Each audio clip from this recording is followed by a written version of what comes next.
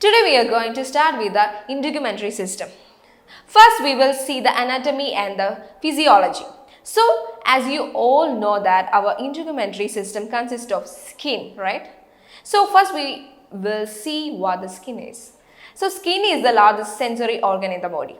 So skin എന്നത് നമ്മുടെ ബോഡിയിലെ largest sensory organ.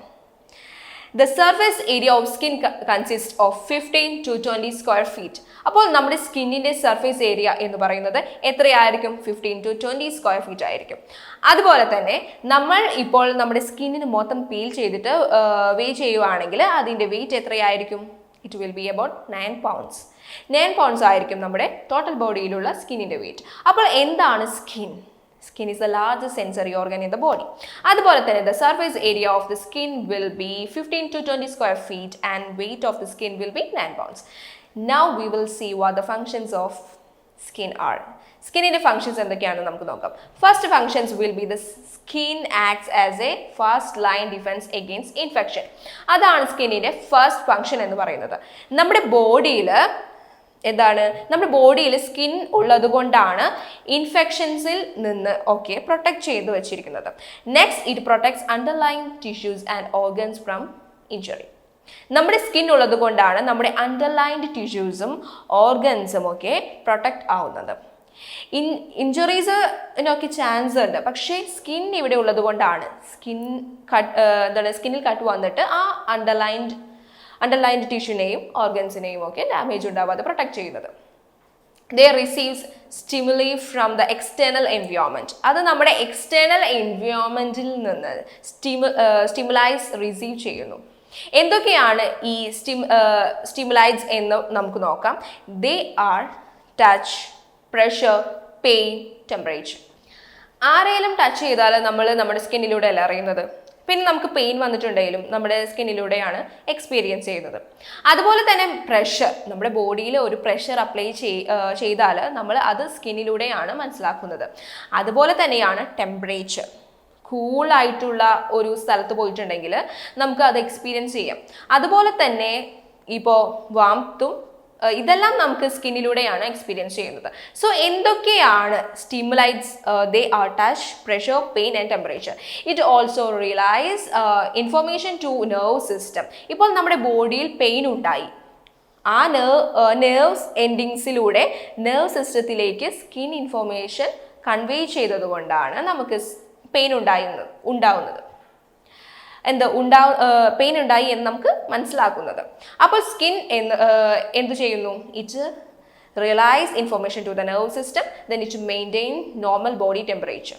So നമ്മുടെ ബോഡിയിലെ നോർമൽ ടെമ്പറേച്ചർ കീപ്പ് ചെയ്യാൻ വേണ്ടിയിട്ട് സ്കിൻ ഹെൽപ്പ് ചെയ്യുന്നു. It excretes salt, water and organic waste from our body. നമ്മുടെ ബോഡിയിൽ നിന്ന് സോൾട്ട്, വാട്ടർ, ഓർഗാനിക് വേസ്റ്റ് എന്നിവ പുറത്തേക്ക് കളയുന്നു. It also protects the body from excessive water loss. നമുക്ക് സ്കിൻ ഉള്ളത് കൊണ്ടാണ് നമ്മുടെ ബോഡിയിൽ നിന്ന് എക്സസീവ് വാട്ടർ ലോസ് ഉണ്ടാവാതെ ഇരിക്കുന്നത്. Then it synthesizes vitamin D3 which helps in calcium metabolism. അപ്പോൾ എന്താണ്? It synthesize vitamin D3 from sunlight. നമ്മൾ സൺലൈറ്റ് പോയി നിൽക്കുകയാണെങ്കിൽ നമ്മുടെ സ്കിൻ വിറ്റാമിൻ D3 അബ്സോർബ് ചെയ്യും. ഈ വിറ്റാമിൻ D3 ഉണ്ടെങ്കിലേ നമുക്ക് ബോഡിയിൽ കാൽസ്യത്തിൻ്റെ മെറ്റാബോളിസം കറക്റ്റായി നടക്കത്തുള്ളൂ.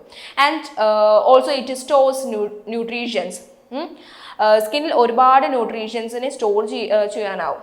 എന്തൊക്കെയാണ് സ്കിന്നിൻ്റെ ഫങ്ഷൻസ് എന്ന് പറയുന്നത്? It act as A first line defense against the infection. Also it protects the underlying tissues and organ from injury. It receives stimuli from the external environment. What are the stimuli? They are എന്താണ്? Touch, pressure, pain and temperature. And also it realize information to the nerves system and also it normalize the body temperature. Then it excretes salt, water, organic waste from our body. It protects our body from excessive water loss and it also synthesizes vitamin D3 in order to improve the metabolism of calcium and it also store nutrients. And what are the layers of skin? നമ്മുടെ സ്കിന്നിന് കുറച്ച് layers ഉണ്ട്. എന്തൊക്കെയാണ്? Epidermis, dermis and subcutaneous fat, അല്ലെങ്കിൽ അതിനെ നമ്മൾ adipose tissue എന്നും പറയും. അപ്പോൾ എന്തൊക്കെയാണ് സ്കിന്നിലെ ലെയേഴ്സ് എന്ന് പറയുന്നത്?